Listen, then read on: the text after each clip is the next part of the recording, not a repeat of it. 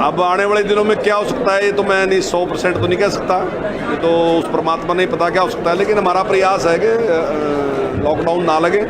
Night curfew तो लगी रहा है इस टाइम भी, वो तो लगा हुआ है, लेकिन हमारा पूरा प्रयास है और मुझे पूरी उम्मीद है कि समाज इसमें पूरा सहयोग करेगा।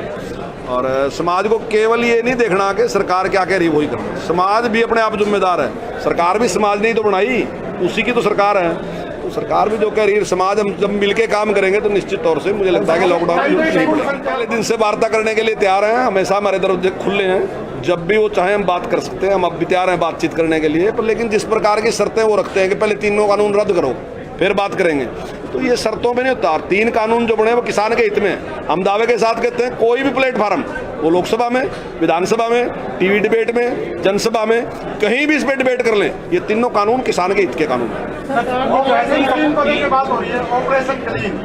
नहीं देखिए, इसकी मुझे कोई जानकारी नहीं है, ये केवल आपकी खबर है। और आप देख सकते हैं आप करनाल से, जहां पर हरियाणा के शिक्षा मंत्री कंवरपाल गुर्जर पहुंचे हैं। आज बाबा भीम साहब अंबेडकर जयंती का कार्यक्रम करनाल में मनाया जा रहा है। हालांकि अलग अलग जिलों के अंदर ये जयंती का कार्यक्रम मनाया गया है और आप देख सकते हैं तमाम जो बीजेपी के नेता हैं वो फूल देकर उनका स्वागत करते हुए नजर आ रहे हैं। इस वीडियो को आप ज्यादा से ज्यादा शेयर कीजिए। फिलहाल जो हम आपको तस्वीरें दिखा रहे हैं वो करनाल के सेक्टर 12 योगा ग्राउंड से दिखा रहे हैं, जहां पर आज हरियाणा के शिक्षा मंत्री पहुंचे हैं और फिलहाल वो इस कार्यक्रम में शिरकत कर रहे हैं। और बाबा भीम साहब अंबेडकर जयंती का कार्यक्रम हरियाणा के अलग अलग जिलों में मनाया जा रहा है और जो कार्यक्रम आज करनाल में आयोजित किया जा रहा है वहां पर पुलिस के भी कड़े बंदोबस्त किए गए हैं और तमाम जो और बीजेपी के नेता हैं और कार्यकर्ता हैं, साथ ही साथ बाबा भीम साहब अंबेडकर जयंती के कार्यक्रम में जो लोग पहुंचे हैं, शिरकत की है, वो भी यहाँ पर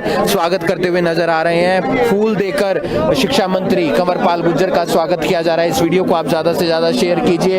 ये तस्वीरें हम आपको करनाल के सेक्टर 12 से दिखा रहे हैं। आज बाबा भीम साहब अंबेडकर के जयंती के उपलक्ष्य में करनाल में कार्यक्रम जिला स्तर पर आयोजित किया गया है। ये कार्यक्रम अलग अलग जिलों में आयोजित किया जा रहा है रोजाना और ऐसे में आज का कार्यक्रम करनाल में आयोजित किया गया है, जहाँ पर शिक्षा मंत्री कंवरपाल गुर्जर पहुंचे हैं और उनके साथ साथ तमाम जो बीजेपी के विधायक हैं, चाहे वो राम कुमार कश्यप हो, हरविंदर कल्याण हो, योगेंद्र राणा जो बीजेपी के जिला अध्यक्ष हैं, रेणुबाला गुप्ता करनाल की मेयर हैं, वो भी इस कार्यक्रम में पहुंचे हैं। इस वीडियो को आप ज्यादा से ज्यादा शेयर कीजिए। आगे क्या कुछ रहता है इस कार्यक्रम में हम आपको तस्वीरें दिखाएंगे। तो आप देख सकते हैं करनाल के सेक्टर 12 में आज योगा ग्राउंड के अंदर बाबा भीम साहब अंबेडकर जयंती का कार्यक्रम मनाया जा रहा है, जिस कार्यक्रम में हरियाणा के शिक्षा मंत्री कंवरपाल गुर्जर पहुंचे हैं। उनके साथ आप देख सकते हैं हरविंदर कल्याण जो घरोंडा से विधायक है, राम कुमार कश्यप जो इंद्री से विधायक हैं, योगेंद्र राणा वो भी इस कार्यक्रम में पहुंच रहे हैं, जो जिला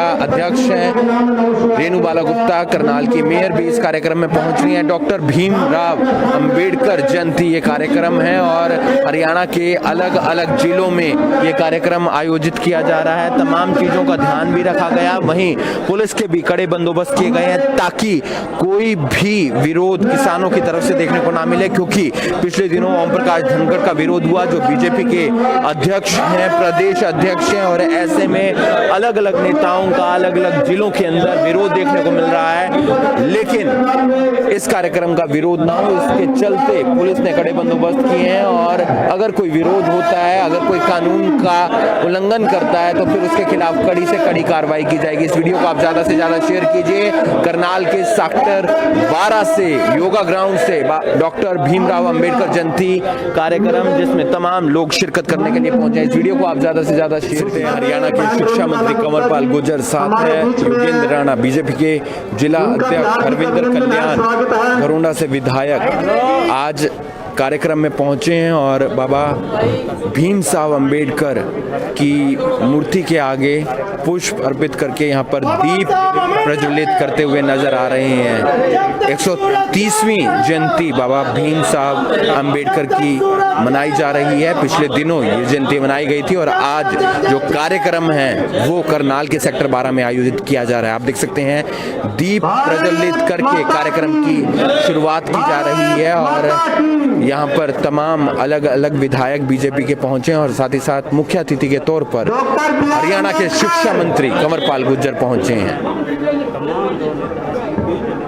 आप देख सकते हैं तमाम जो नेता हैं बीजेपी के, वो बाबा भीम साहब अंबेडकर की मूर्ति के आगे उन्होंने पुष्प अर्पित किए हैं, दीप प्रज्वलित किए हैं। साथ ही साथ श्यामा प्रसाद मुखर्जी जी को भी यहाँ पर पुष्प अर्पित किए हैं और दीनदयाल उपाध्याय जी की मूर्ति के आगे भी पुष्प अर्पित किए हैं। इस वीडियो को आप ज़्यादा से ज़्यादा शेयर कीजिए और फिलहाल आप देख सकते हैं पुष्प अर्पित किए जा रहे हैं और यहाँ पर नमन करके जो है कार्यक्रम की शुरुआत की जा रही है।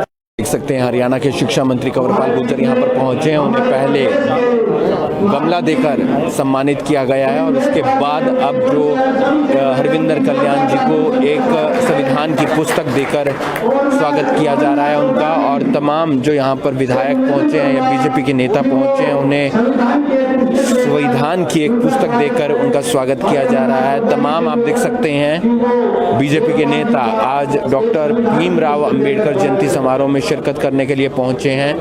कार्यक्रम अच्छे से जाए इसलिए तमाम पुलिस के कड़े बंदोबस्त यहाँ पर किए गए हैं ताकि कोई भी विरोध देखने को ना मिले, क्योंकि हमने देखा है कि हरियाणा के अलग अलग जिलों के अंदर किसानों की तरफ से विरोध हुआ है कई कार्यक्रमों का, कई नेताओं का, चाहे वो जेजेपी के हों चाहे बीजेपी के हों। इस कार्यक्रम का विरोध ना हो, इस बात का ध्यान रखा गया है प्रशासन की तरफ से। इस वीडियो को आप ज़्यादा से ज़्यादा शेयर कीजिए। आप देख सकते हैं संजय भाटिया करनाल लोकसभा से सांसद, वो भी इस कार्यक्रम में पहुंचे हैं। हालांकि कुछ देरी से पहुंचे हैं क्योंकि पहले तमाम नेता और तमाम जो बीजेपी के विधायक हैं वो इस कार्यक्रम में पहुंच गए थे, लेकिन अब करनाल से सांसद संजय भाटिया भी पहुंचे और उनका स्वागत किया जा रहा है मोमेंटो देकर। और यहाँ पर आप देख सकते हैं पहले शिक्षा मंत्री कंवरपाल गुर्जर को भी सम्मानित किया गया और अब आप देख सकते हैं कि सांसद संजय भाटिया और शिक्षा मंत्री कंवरपाल गुर्जर को सम्मानित किया जा रहा है मोमेंटो देकर। देश भर में कार्यक्रम हुए, अलग अलग तिथियों में हुए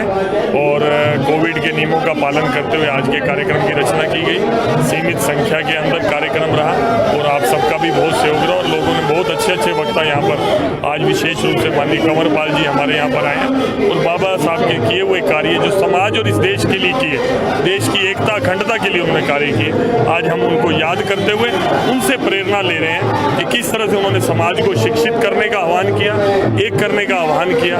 इस तरीके से तो आगे भी इस तरीके के कार्य हमेशा भारतीय जनता पार्टी की सरकार जब से हरियाणा में आई है, महापुरुषों के बड़े बड़े कार्यक्रम, आपसे गुरु रविदास जयंती, संत कबीर जयंती, महर्षि वाल्मीकि जयंती, बाबा नानक जी की जयंती, इस तरह के गुरु पर्व के नाम से काफी कार्यक्रम सरकारी स्तर पर भी मने और पार्टी संगठन के आधार पर भी कार्यक्रम होते रहे। सर, जिस तरीके से कोरोना के मामले बढ़ रहे हैं उस हिसाब से आपको लगता है वीकेंड कर्फ्यू लग सकता है? नहीं, कर्फ्यू नहीं लग सकता, कर्फ्यू नहीं लगेगा, लेकिन फिर भी अगर इस गैप को तोड़ने के लिए थोड़ा जिस तरह नाइट कर्फ्यू है, सब लोगों से यही प्रार्थना है कि इस बार कोरोना फिर ताकतवर होके आया, थोड़ा प्रिकॉशन रखेंगे।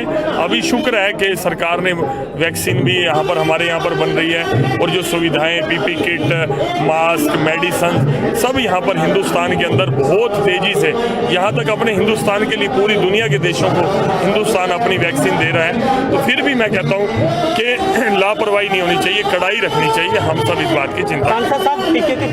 रखा गया है देखिए, आज डॉक्टर भीमराव अंबेडकर जी की जयंती हमने मनाई और भारतीय जनता पार्टी शुरू से ही डॉक्टर साहब की जयंती शुरू से मनाती आई है, क्योंकि कोरोना काल में थोड़ी एक प्रॉब्लम है कि जगह जगह हर बूथ पे या हर मंडल पे मिलाना संभव नहीं था, तो इसलिए हमने एक ही जगह कुछ सोशल डिस्टेंसिंग रख के, जैसा कि आपने देखा भी है, हमने अपने प्रमुख लोग बुलाए और उसमें आज उनको अपने श्रद्धासुमन अर्पित किए, क्योंकि डॉक्टर साहब ने जो हमें संविधान दिया और जिस प्रकार का संविधान दिया, सबको एक जैसे अधिकार दिए और जिस प्रकार से उनके संविधान की वजह से समाज में एक रूपता आई और जिसकी वजह से देश आज जितनी प्रगति कर रहा, तो उसके लिए हम उनके बहुत आभारी हैं। उनके चरणों में नमन करने के लिए, उनको श्रद्धासुमन अर्पित करने के लिए आज के कार्यक्रम का आयोजन हमने किया था। क्या लगता है सर, नाइट कर्फ्यू लग सकता, नाइट जो वीकेंड कर्फ्यू है हरियाणा के अंदर, वो आने वाले दिनों में लग सकता है? नहीं, देखिए, अब आने वाले दिनों में क्या हो सकता है ये तो मैं नहीं 100% तो नहीं कह सकता, ये तो उस परमात्मा नहीं पता क्या हो सकता है, लेकिन हमारा प्रयास है कि लॉकडाउन ना लगे। नाइट कर्फ्यू तो लग ही रहा है इस टाइम भी, वो तो लगा हुआ है, लेकिन हमारा पूरा प्रयास है और मुझे पूरी उम्मीद है कि समाज इसमें पूरा सहयोग करेगा। और समाज को केवल ये नहीं देखना कि सरकार क्या कह रही वही करना, समाज भी अपने आप जिम्मेदार है। सरकार भी समाज ने ही तो बनाई, उसी की तो सरकार है, तो सरकार भी जो कह रही है, समाज हम जब मिलके काम करेंगे तो निश्चित तौर से मुझे लगता है कि लॉकडाउन की जरूरत नहीं पड़ेगी। संचालकों ने विरोध किया कि स्कूल बंद नहीं होने चाहिए। देखिए, जिन्होंने किया बिल्कुल गलत किया। अब जिस प्रकार की परिस्थितियां पूरे देश में बनी हुई हैं, सबसे पहले स्कूल हमने शुरू किए और सबसे बाद में स्कूल हमने ही बंद किए, हमारा पूरा प्रयास रहा। लेकिन परिस्थितियां इस प्रकार की आएगी कि इसमें खतरा बहुत था, तो इसलिए हमने स्कूल बंद किया। तो मैं समझता हूँ कि अगर कोई इस प्रकार की बात करता है तो गलत है। दुष्यंत चौटाला ने कल पत्र लिखा है प्रधानमंत्री नरेंद्र मोदी को कि किसानों से फिर से वार्ता की जाए ताकि वहां पर स्थिति जो है वो बेकाबू ना हो, कंट्रोल में की जा सके। हम पहले दिन से वार्ता करने के लिए तैयार हैं, हमेशा हमारे दरवाजे खुले हैं, जब भी वो चाहें हम बात कर सकते हैं। हम अब भी तैयार हैं बातचीत करने के लिए, पर लेकिन जिस प्रकार की शर्तें वो रखते हैं कि पहले तीनों कानून रद्द करो फिर बात करेंगे, तो ये शर्तों में नहीं होता। 3 कानून जो बने वो किसान के हित में है। हम दावे के साथ कहते हैं कोई भी प्लेटफार्म, वो लोकसभा में, विधानसभा में, टीवी डिबेट में, जनसभा में, कहीं भी इस पर डिबेट कर लें, ये तीनों कानून किसान के हित के कानून हैं। बात हो रही है ऑपरेशन क्लीन, उसके बारे में क्या कहें? नहीं, देखिए, इसकी मुझे कोई जानकारी नहीं है, ये केवल आपकी खबर है और आपके अखबार। सर, आपने कहा कि 30 अप्रैल तक जो है रिपोर्ट सौंपे स्कूलों की, क्या 1 मई से स्कूल सुचारू रूप से चल सकते हैं? नहीं, अभी तक इतने टाइम के लिए क्या, अब परिस्थितियां क्या रहेंगी उसके ऊपर निर्णय लेंगे, जैसी परिस्थितियां होंगी उस हिसाब से। सरकार द्वारा आदेश जारी किया गया है कि 1 से 8वीं के स्कूल बंद रहेंगे, जो पहले आदेश जारी थे, लेकिन उसके दौरान भी स्कूल खुले रहे और बच्चों के साथ नहीं, देखिए, खिलवाड़ किया गया। बिल्कुल भी स्कूल कहीं खुले नहीं है, कहीं 1-2 इस प्रकार का हुआ होगा, दुर्घटना हुई होगी। हमने अपने सभी जो हमारे जिला शिक्षा अधिकारी हैं उनको सख्त निर्देश दे दिए कि अगर कहीं भी इस प्रकार से कोई भी कानून का पालन नहीं करता तो उसके खिलाफ सख्त कार्रवाई करें। मंत्री जी, प्राइवेट स्कूल वाले मनमानी कर रहे हैं, एनसीईआरटी का पाठ्यक्रम लागू हुआ है, लेकिन ये लोग अपनी बुक्स लागू करवा रहे हैं जबरदस्ती। उसमें मैंने सरकार का क्या एक्शन बनाते हैं? देखिए, उसमें मैंने बातचीत की है, अधिकारियों की मीटिंग मैंने बुलाई थी और जल्दी उस पर हम निर्णय लेंगे। इसमें कोई छापामारी होगी जो स्कूल इस तरह नहीं, उस पर हम सिलेबस को निश्चित करेंगे कि एनसीईआरटी का ही सिलेबस पढ़ाया जाए। जो दूसरी बुक्स हैं जिसका आप जिक्र कर रहे हैं कि वो दूसरी बुक्स अपने हिसाब से लगा लेते हैं और जो बहुत महंगी हैं वो केवल मेरे ख्याल के शायद लगाई इसीलिए जाती हैं, तो उन पर रोक लगाएंगे। उसके लिए मैंने अधिकारियों की बैठक ली थी और जल्दी। बहुत नुकसान हुआ है। हाँ, नहीं, स्कूलों की तरफ से कोई सरकार लोगों के लिए कोई बेनिफिट देने जा रही है? देखिए, पहले भी जब बंद रहे थे तो हमने कुछ बेनिफिट उनको दिए थे। जो बात उन्होंने रखी थी कि हमें बहुत नुकसान हुआ है और जो बिजली की फिक्स चार्जेज है वो वापस लिया जाए और जो हमने खर्च की वही लिया जाए, तो मैंने करा दिया था उनके कहने से। और दूसरा उन्होंने कहा था कि ट्रांसपोर्ट का खर्चा है जो उस पर टैक्स है, ट्रांसपोर्ट चले ही नहीं, टैक्स किस बात में, तो मैंने वो भी उनका माफ़ करा दिया था।